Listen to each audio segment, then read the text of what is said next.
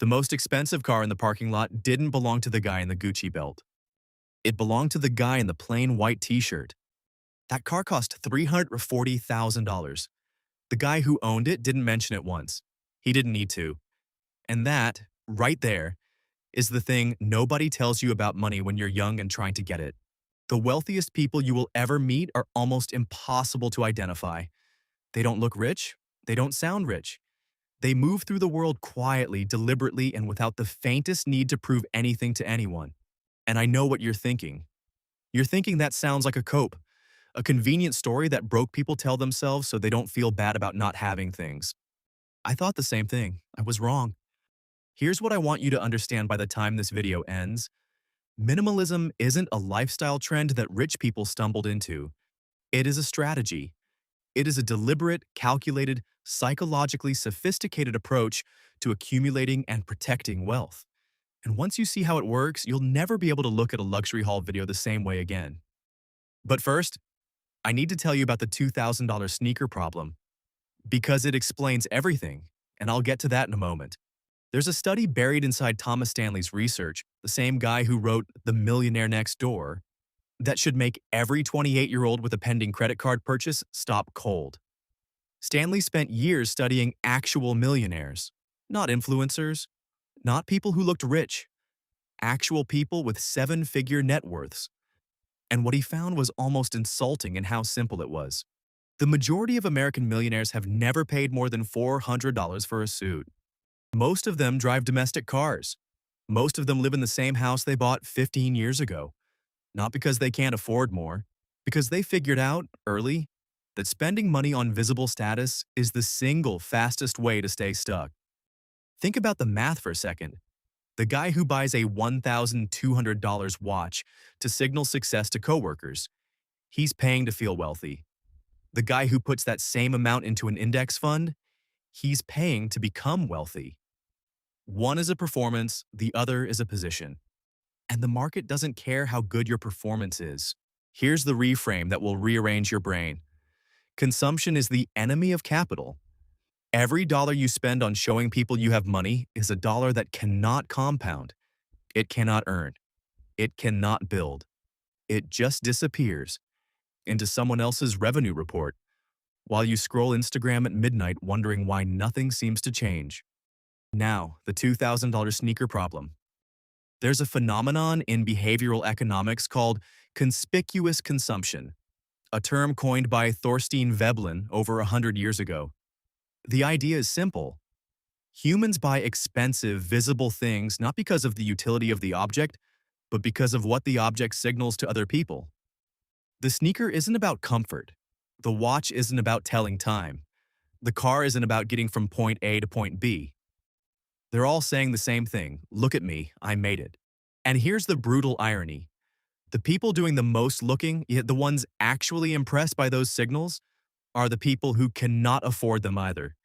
You are performing wealth for an audience that is also performing wealth. It's a theater with no ticket sales. Everyone's on stage, nobody's getting paid. The genuinely wealthy figured this out and quietly walked away from the theater. Jeff Bezos drove a Honda Accord until Amazon became a household name. Warren Buffett still lives in a house he bought in 1958 for $31,500. Mark Zuckerberg is worth $170 billion and is famously photographed in a $15 gray t-shirt. These aren't accidents of personality. These are signals, just different ones. They're signaling to themselves, and that changes everything. Here's the insight that most people miss. Minimalism, for the wealthy, is not about deprivation. It's about attention. Every object you own makes a claim on your mental bandwidth. Your expensive car needs maintenance, insurance, careful parking, and constant anxiety that someone will scratch it. Your sprawling wardrobe needs decisions every morning. Your oversized apartment needs cleaning, managing, filling with furniture to justify its size. Every luxury item you acquire is not just a financial cost, it is an attentional cost. And attention, at scale, is the scarcest resource there is. This is why the most high-functioning people in finance, the ones actually making the decisions that move billions, operate with almost monastic simplicity in their personal lives. Not because they can't afford complexity, because they've run the numbers on what complexity costs them in focus. They made a trade. Less stuff, more edge. Steve Jobs wore the same black turtleneck every day. He said, and this is almost too on the nose, that he did it to eliminate one decision. One small decision. Because he knew that decision fatigue is real, and that every trivial choice you make depletes the same cognitive reserve you need for choices that actually matter.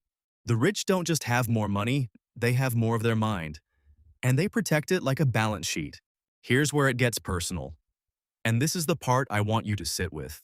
We live in a country where consumption is identity, where your car, your clothes, your apartment, your watch, all of it is treated as a signal of your value as a person. Retail companies have spent billions of dollars and hired some of the smartest psychologists on earth specifically to make you feel like your sense of self is incomplete without their product. That anxiety you feel when you can't afford something your friends have, that is not organic. That was engineered. And the people selling you the $400 sneaker, the executives, the investors, the shareholders, most of them are living minimally. They are profiting from your performance of wealth while quietly building their own. This isn't a conspiracy. It's just capitalism doing what capitalism does. But you can opt out. You opt out by asking one question before every significant purchase. Am I buying this because it brings me genuine value, or because I want someone to see me buying it? That question will save you more money than any budgeting app ever will, because it cuts straight to the real reason every time. And the real reason, more often than you'd like to admit, is the second one. There is a certain kind of quiet confidence that only comes from not needing to prove anything. I've met people in rooms with serious money who wore nothing remarkable, said nothing remarkable, and yet had this strange gravitational presence, like they'd already won an argument that nobody else knew they were having. That presence is built over years of choosing alignment over appearance, of building net worth instead of performing it, of sitting with the long game while everyone around them played for the weekend. That's the flex. That's the real flex.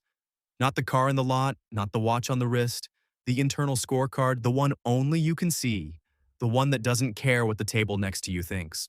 Morgan Housel wrote something in The Psychology of Money that I think about more than almost anything else in finance. He said when you see someone driving a nice car, you rarely think about the driver.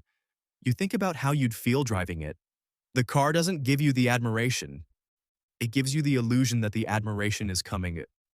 You are performing for an audience that isn't watching you. They're imagining themselves. So the question becomes, who are you actually building this for? If you're 28 or 35 or somewhere in between, trying to figure out how money actually works, here is what I'd leave you with. The wealthy are not a different species. They don't have secrets you can't access. But they do have a different relationship with visibility. They understand that wealth, real wealth, is fundamentally invisible. It's the investment you didn't make, it's the money you didn't spend. It's the compound interest growing silently in an account nobody can see.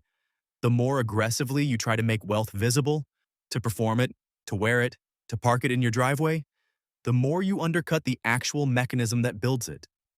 Minimalism isn't about living small, it's about thinking long.